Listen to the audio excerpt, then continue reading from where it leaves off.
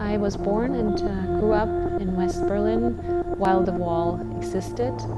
For me, it was normal because I didn't know anything else, but at the same time, and this kind of was a paradoxical state, I knew it was not normal.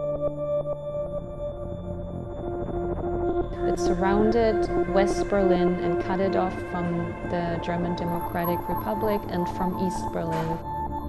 After World War II, Germany was divided among the British, the French, the American, and the Soviet forces, and a formerly united city was cut in half and separated by a wall. And the wall was not just a wall, it was a death strip. You knew there were people behind it, you knew there were relatives behind it who couldn't leave and who ran the risk of being shot if they did, and many people died. Everything was seemingly normal, but once you moved around, at some point you would always encounter the wall. And to realize that your city was at the very center of the Cold War. In the summer of 1989, I decided to leave Berlin and I moved to the United States. At some point, I started to realize that things were changing.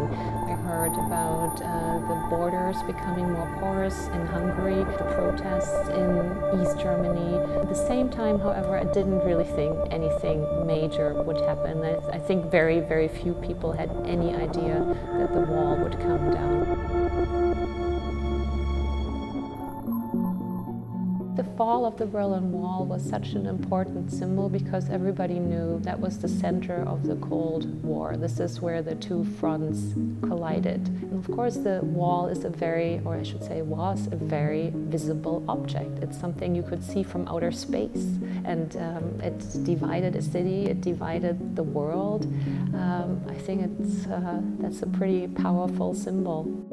I think it's important to know about the history of the Berlin Wall because it affected people who were as alive as we are now. You have to understand that history can have such a major impact on individual lives, on societies, and it's also a lesson in learning that things can change for the better after they've changed for the worse.